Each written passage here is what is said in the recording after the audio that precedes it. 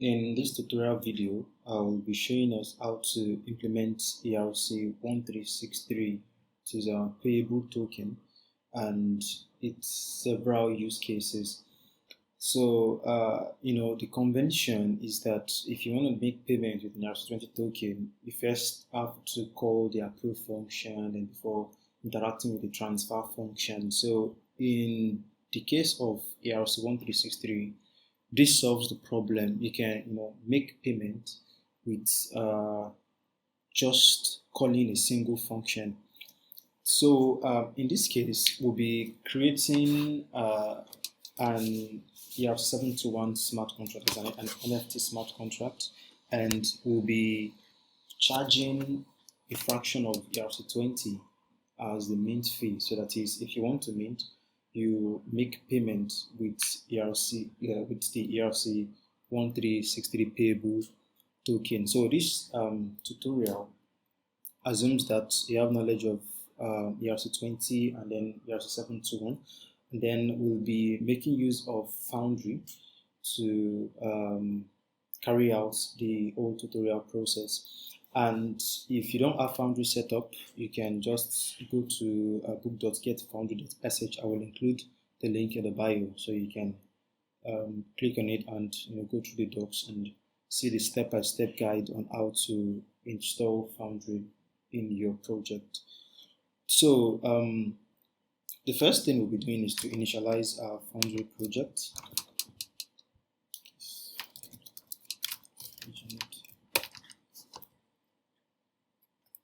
So right now we have our files.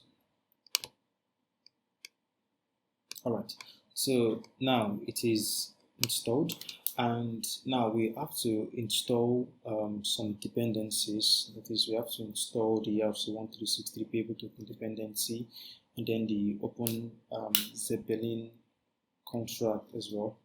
So to install with Foundry, all you have to do is to forge install. I have to copy out the link, so copy from Open Zeppelin repo to install the dependency, forge install. Then we add the --new -commit.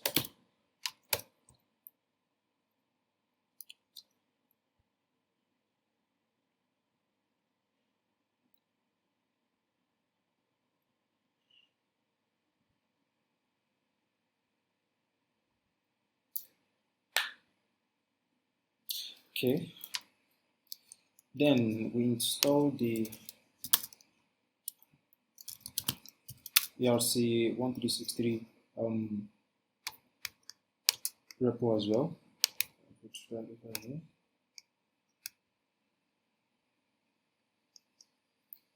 I will include the links in the bio so you can have access to it. So then we also have --no.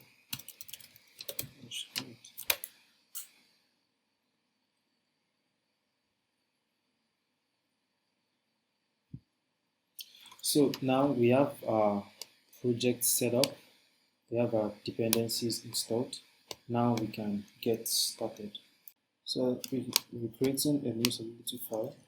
So let's name it, payable token.so, and we need the pragma stability and the license as well. So we can just copy this, use this in here. So initialize our contract. So we can also name it payable token. So remember, we already have our dependency installed, which is the ERC1363 dependency installed. So we can navigate straight to the contract, so we can inherit it. Should be right over here. Then contract token. Okay, there it is. So if I bring this over here, so these are all the implementation, and if you notice this, it is inheriting the ERC20 and then the ERC1363 interface, and then the ERC165 contract as well. So what we are going to be doing over here, we're still going to resolve this issue because we need to do some remappings over there. So we can as well just import. So let's copy this file path. We need to copy this file path.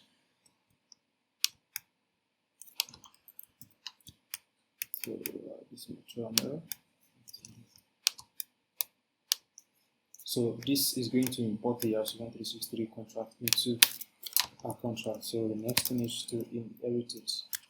ERC1363. So we use the is keyword to inherit contract. So now remember I said we are going to fix this this red line issue, this opening issue, because technically this file path is our contract is not going to reach this file path, so we need to do some remappings such that when the compiler sees it, it's going to recognize, okay, this is where this file is. So now we're going to navigate to our foundry.cml. So right over here, just going to do mapping.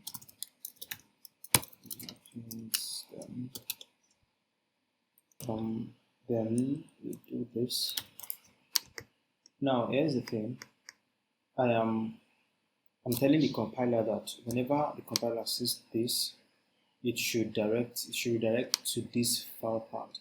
So by implication, this here, which is being used over here, is implying that when the compiler sees this line, it should redirect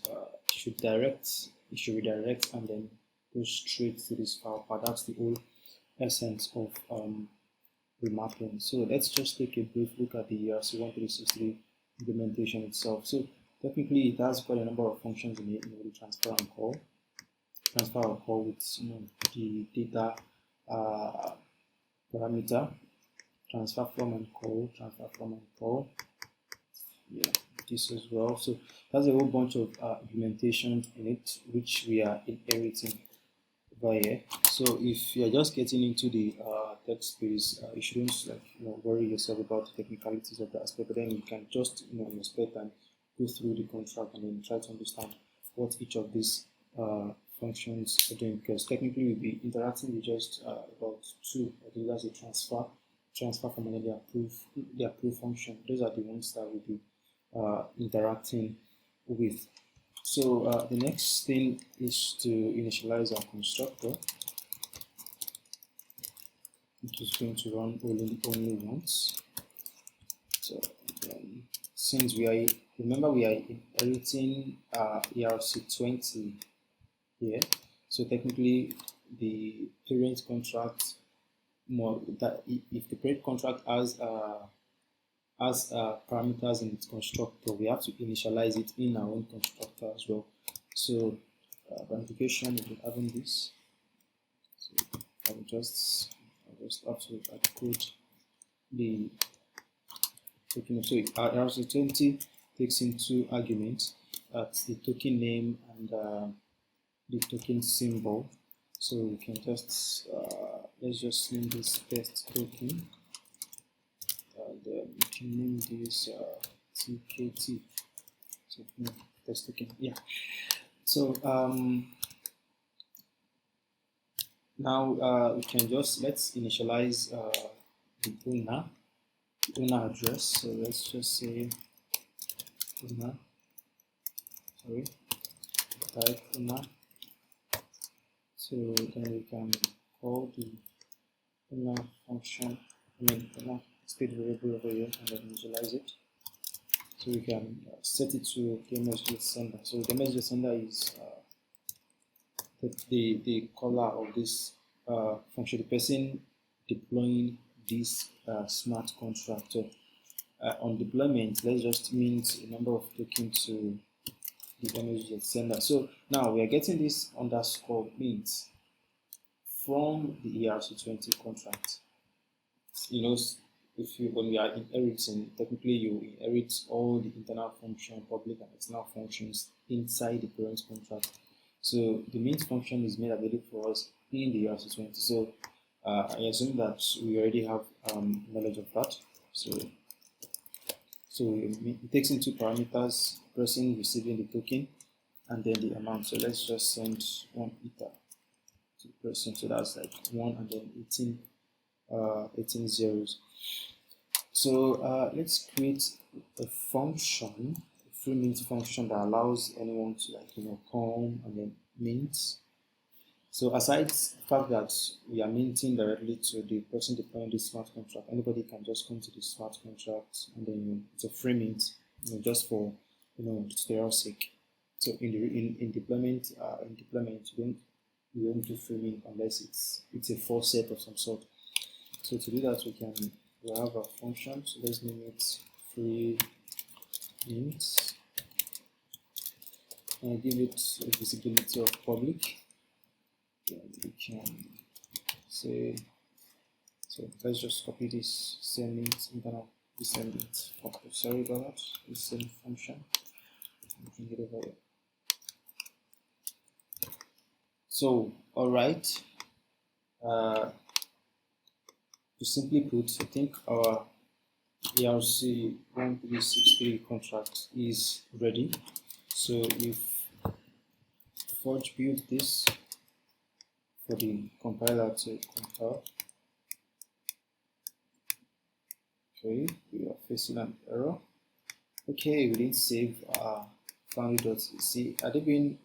So technically, without remapping, this is the kind of error you'll be getting. So I did not save my Foundry.tml file, so I have to save that and then we run the function again, run the command again.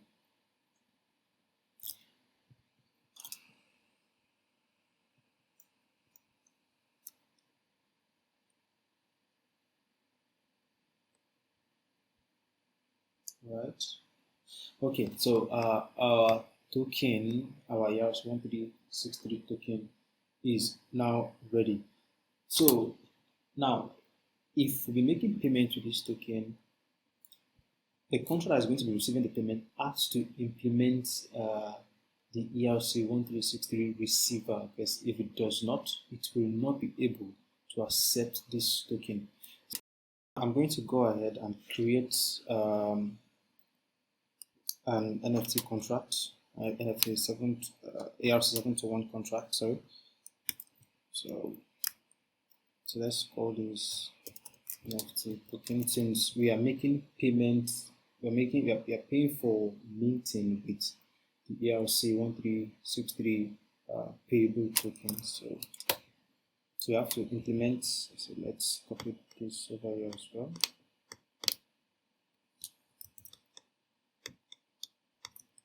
So you should know that this contract as well is going to implement the ERC1363 receiver. Without it, this is not going to work.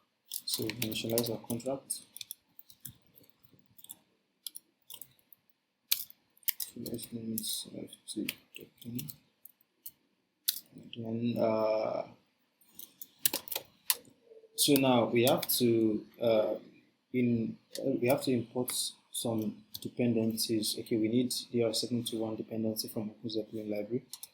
So I'm just going to navigate, then import the file path ERC721.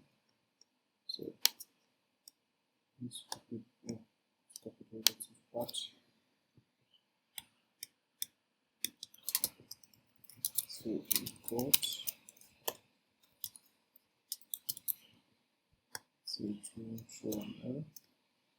Right, so that's the first thing, and we also need the ERC165 checker. It checks the address that is going to receive the token. Is it compatible or it is not compatible? So we are going to navigate as well to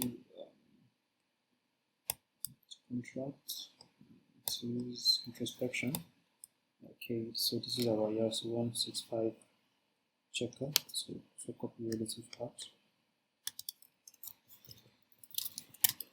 want to take care of the imports first before we start typing the codes and the likes. Okay, so let's use this here.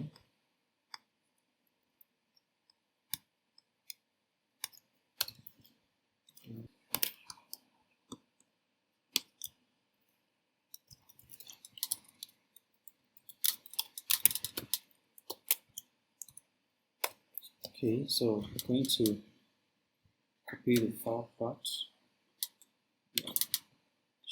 Just around here. Construct interfaces. Right.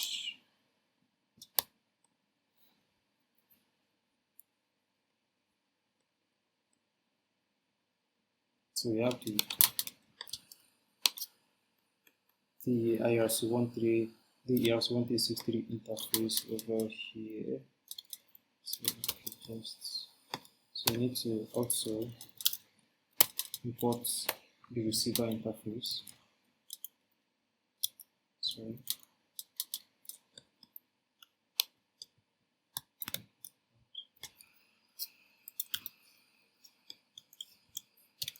And the spinner interface.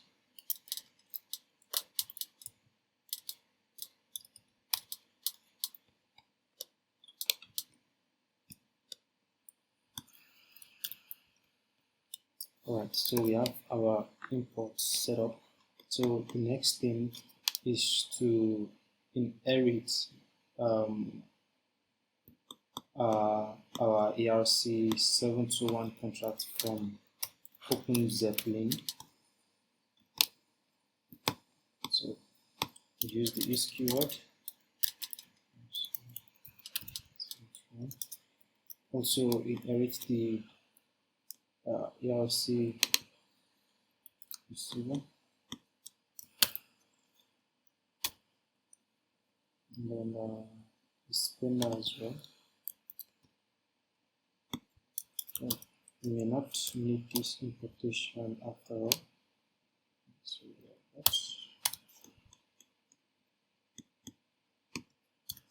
So now this error here indicates because we've not it's asking the market as abstract because we've not used the interfaces yet. So let's initialize our ERC165 Docker library so that it's able to check the address. So this is how you initialize a library. So this is for every address that comes to this contract. This ERC165 checker is going to check if it is compatible or not. So then let's initialize our state variable. Let's have an inner state variable. Address owner. And then we are paying an ERC1363 payable token for us to be able to mint. So we need to have an acceptable token, so we can just save the address out as well inside our contract.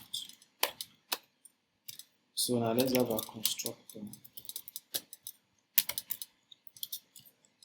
Since we are inheriting ERC721, parent contract as a constructor as well, and two parameters are going to go in there. So it is taking in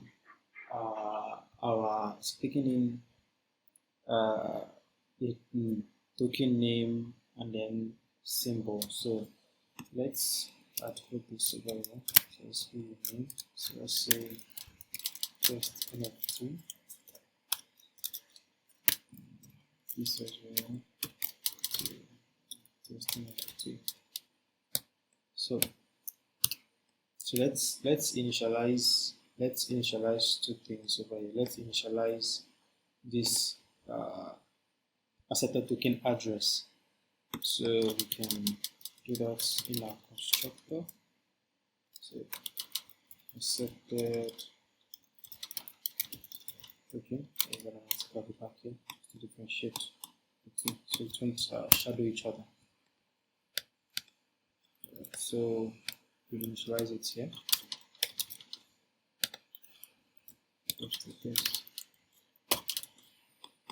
All right. Okay. We have to keep track of our token ID as we are minting. When you're minting NFT, each NFT has token ID. You have to keep track of this token ID so we can initialize another state variable here. Give it a unit data type token ID. So let it start from 1. So yeah, so that means when the first person comes to mint, one token ID 1 gets minted to the minter. When it comes again, gets minted. If someone else comes again the second time, token ID 2 gets minted to the person, and so on and so forth. So the next thing is to initialize our mint function. But before we do that, remember I said this contract has to implement ERC1363. Now we have to include about 2 functions, that is the onTransferReceived function and the onApprovalReceived function, and then their respective internal functions.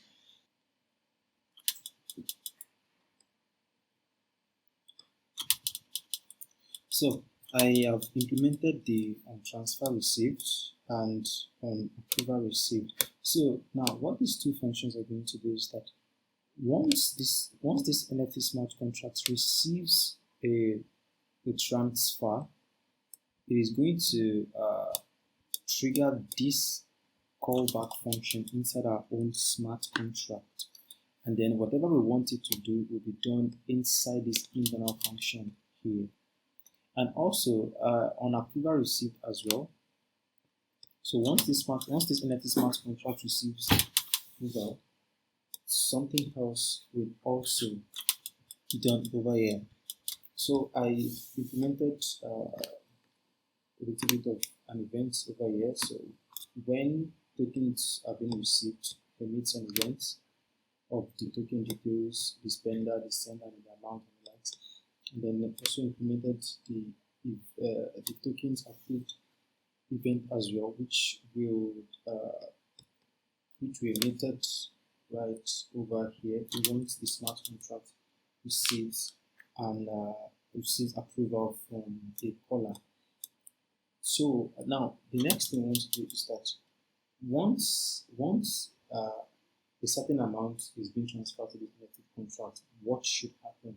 So now the implication, if someone interacts with the transfer and call of the ERC1363 smart contract, what should happen? If the NFT smart contract address is being used as one of the as the receiver of the token, then the the Payable token contract will make a call to our NFT smart contract and then triggers this onTransferReceived function. So what do I mean by this? If this transfer and call is being triggered, address 2 and then the amount. So if this address 2 is our smart contract, is our NFT smart contract, then this callback is going to be triggered. And once this callback is triggered, it calls this internal function. That is, what do we want to do once transfer is being received? So now to implement what we want to do, we just say, okay, once we receive some amount of token, we are going to mint. We are going to mint to the person that sent money to this smart contract. So it's going to be the sender and then the token ID.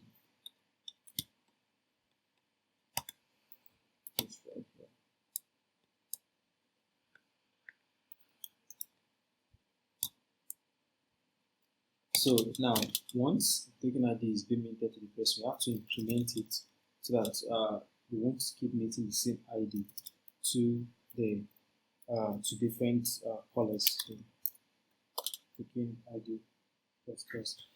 Now we can put a require statement to limit to specify the amount of tokens that we want to receive from the caller. So we can just write a require statement. Say amount. So the condition is amount should be greater than or equals to, let's say, 0.5 ether. So we are getting that's like 5 and like 17 zeros, 5 and like 16 zeros here. So like half of 1 ether. So then, so the band is 0.5 ethers. Then if the person is, if the amount being sent is not enough, then they should receive an error message saying send 0.5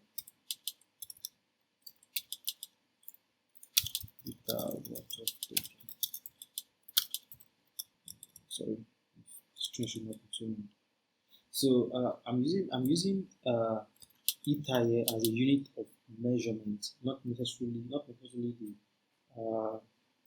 the ether itself. So I'm only using the 0.5 ether as like unit of measurement. If I say 1 ether, that's like 1 and 18 zeros. If I say 5 ether, that's 5 and 18 zeros. So it's just a unit of measurement. So now once transfer is being received,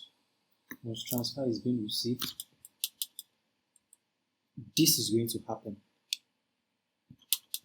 We are going to mint to the person that transferred some amount of money into the smart contract. So let's also implement the approval as well. So if someone interacts with the approve and call function,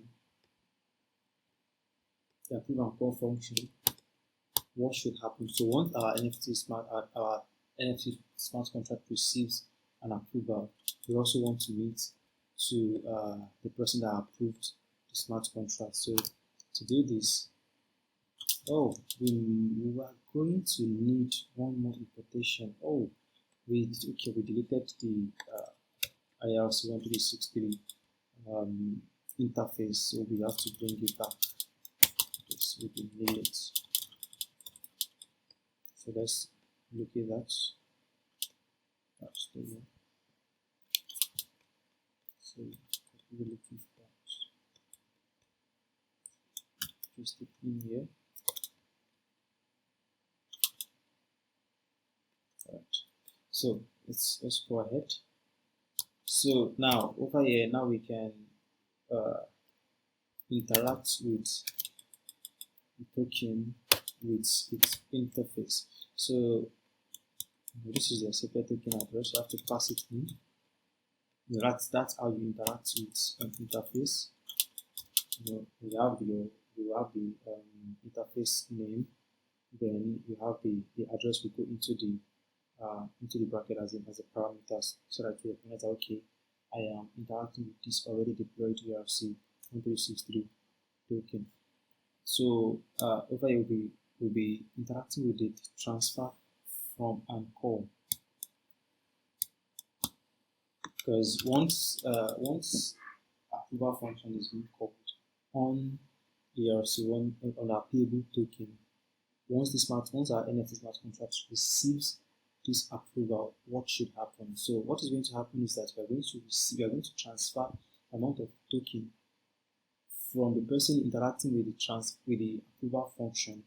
We transfer from them and we transfer is our NFT token smart contract. So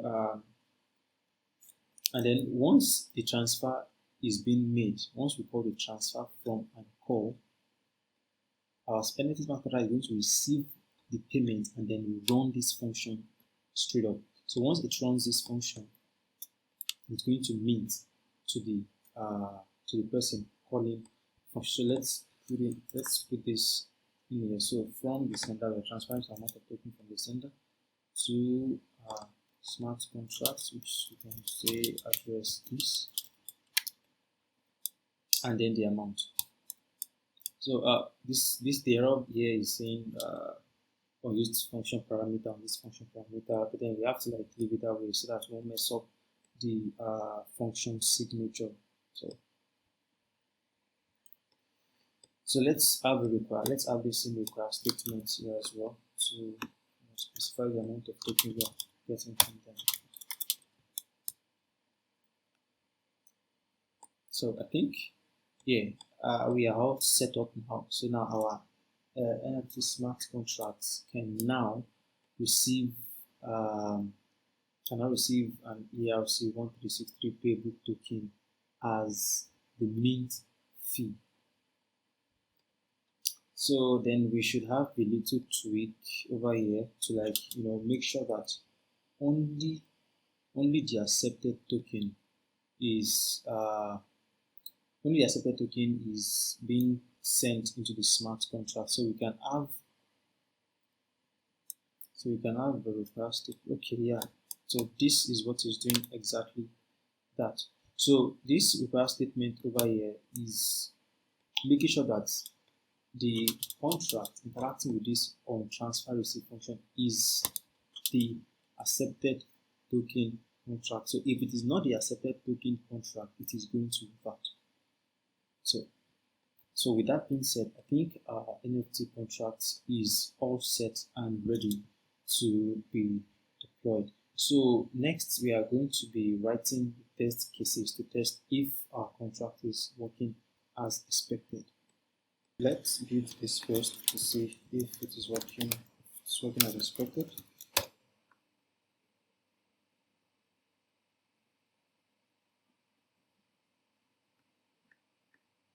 Alright, okay, successfully compiled. So this one is at just basically unused parameter runnings, but we won't change that because we don't want to mess with the function signature, because if we mess with the function signature, then the ERC1363 payable token will not be able to interact with the NFT smart contract because the signature does not match. So contract is compiling. Now we move on to the test cases. We'll be using Foundry to write our test cases. So let's create a new dependency file over here. So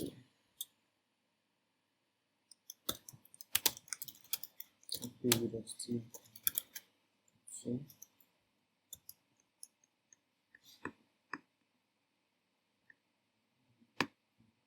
So let's have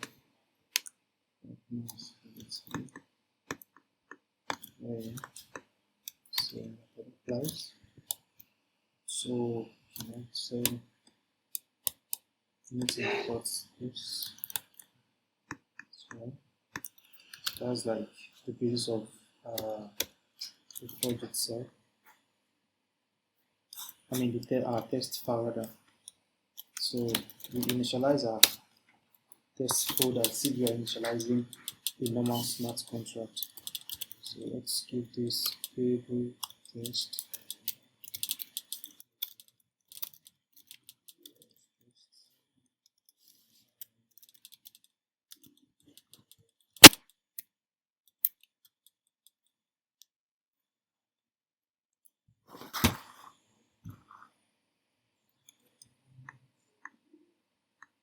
Alright, so we need to import our smart contracts. Just going to copy the creative part of this. The smart contracts that we want to test, we have to import them. We don't know about semester studies.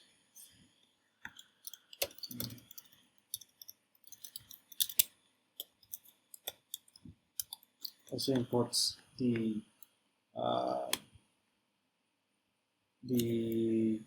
payable token smart contract because we are creating that as well. So now the issue with this importation is that if we try to build this, we imported the ERC1363 interface in both smart contracts. So let's first build it and see the kind of error we are going to get.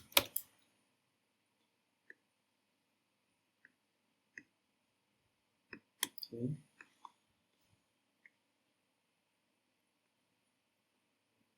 So you're getting a different error.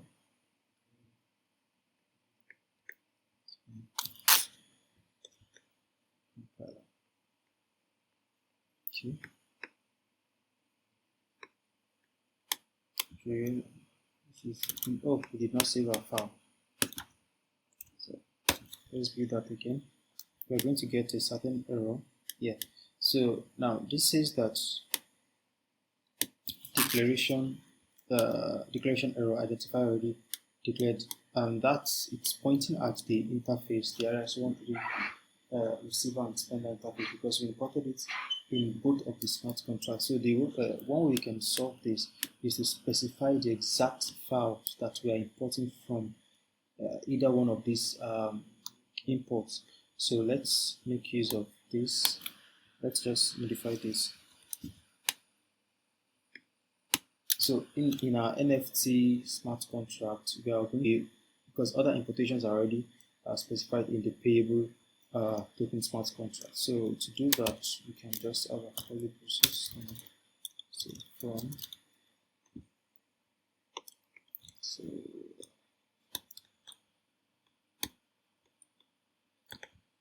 import this variant.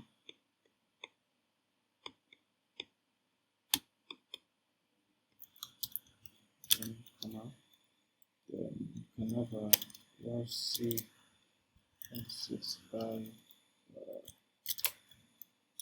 checker. So this should compile without any issue. Let's see that.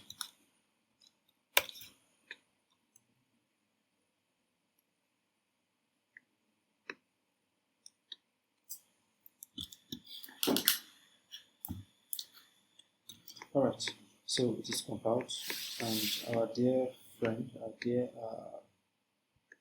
our dear unused function parameter warning is still there. So that is not a problem. So then we initialize the NFT smart contracts, because we need to like create a new instance of the contracts, which we will do is and give it a name. Let's give it a name, and then payable token as well. Payable token. Say public, and give it a name as well.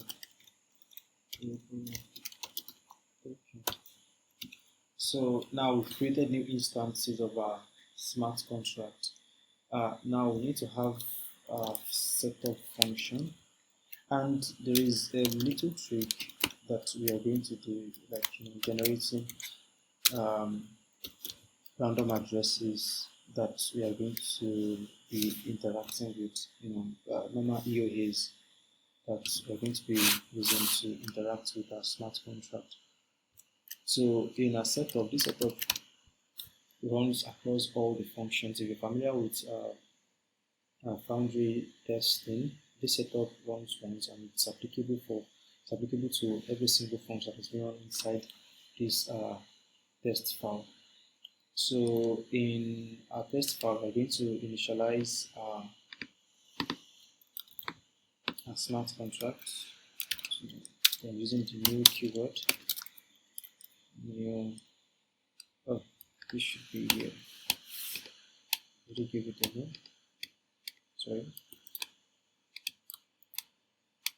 Then we're creating a new instance of this inside of our payable token, and this is not taking any parameter, so this goes.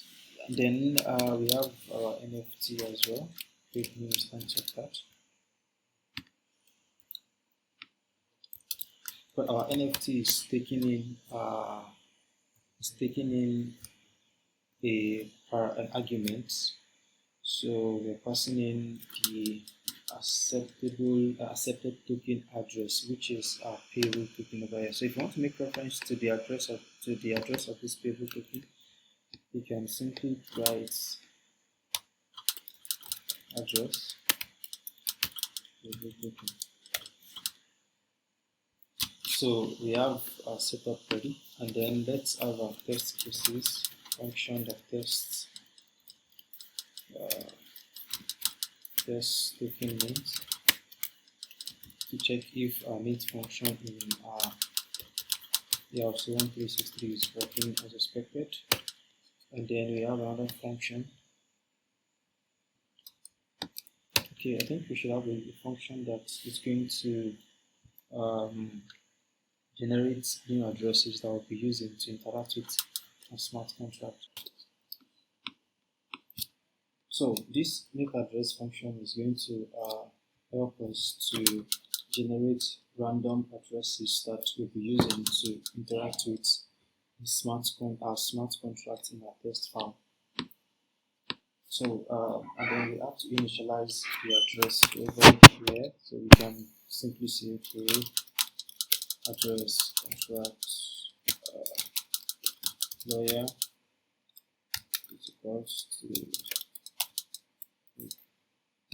address. So this is going to take in a name. So let's give it deployer.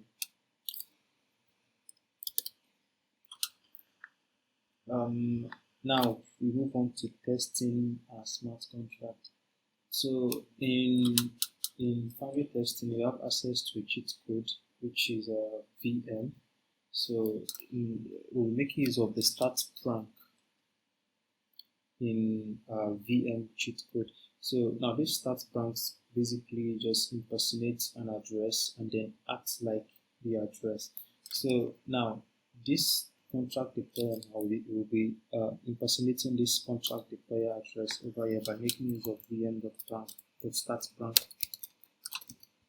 So this is available on these are the methods available on Foundry test environments. So passing the contract deployer address in here.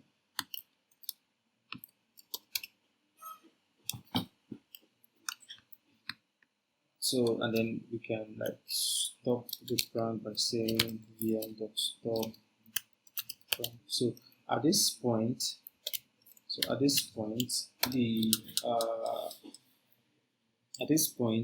the impersonation process stops. So now in between we have we want to interact with several functions. So in our Payable token function, we have the freemint function. So we'll be testing that, and we'll also be testing the transfer and call. When you do transfer and call, you're going to transfer a amount of tokens to NFT contract, and then we'd check if the NFT is being minted on transfer received, and also the approve and call to also check if NFT is also being minted on approval. So we'll be interacting with the freemint function, the transfer and call function, then the approve and call function. So in my test file. So over here, the Payable token. So interacting with the Payable token.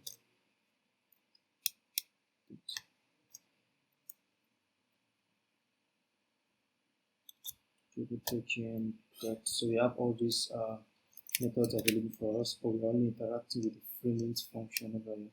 So the freemint function is taking any parameter. So after the freemint, then we interact with the transfer and call, which is this. So transfer and call is taking in two parameters, the address to and then the amount. So we are going to insert the NFT address. So we can simply say this. So we can say address NFT. So now the amount we're passing in, we require that it shouldn't be less than 0.5 liters. So you have to make sure that, and mind you, the person calling this freemint function would have access to about 1 ether. So the person has enough ether to pay for the transaction. So let's say Payable token. And again, I should clear the air. In this context, I'm saying 0.5 ether, 1 ether as a unit of measurement, not exactly the ether itself. So to avoid confusion. So we have approval. Spender is also going to be the address, the NFT address. And then we have the 0, it's passing 0.5 Ether. So yeah, okay, this is showing an error. It's just the mapping issue. The contract, the test file is still going to compile. So I think our test is ready to run, and for us to see the stack trace and trace our steps and see how the whole process is being done, we have to increase the verbosity to 5.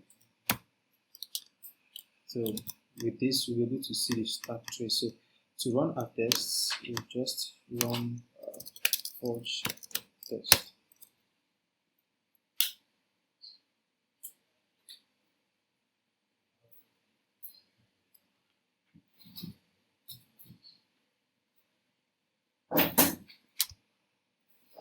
No, it is running the test for the counter. You should just delete this. Run this again.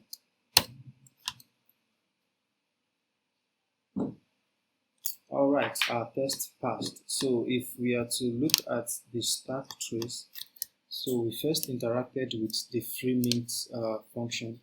So the freemint minted this amount of Ether, that's this amount of token, that is 1 Ether of token, to the deployer over here.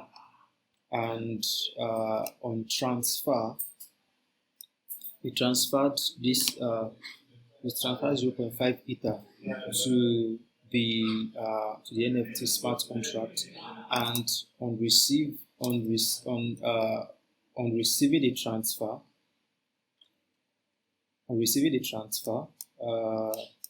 this token ID was minted to the address that sent the ERC1363, and then we went ahead to test our approve and call. So on approval and call, this the on approval received function was called, the callback was called, and it also minted this. So on approval and receive, we did transfer from over here.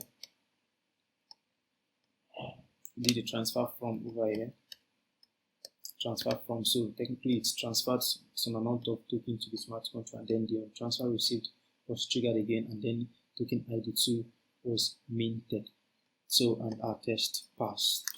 So that's that on ERC1363 implementation and its use case. I hope this was helpful. So if this was helpful, please click the like button, and then don't forget to subscribe. Thank you for watching.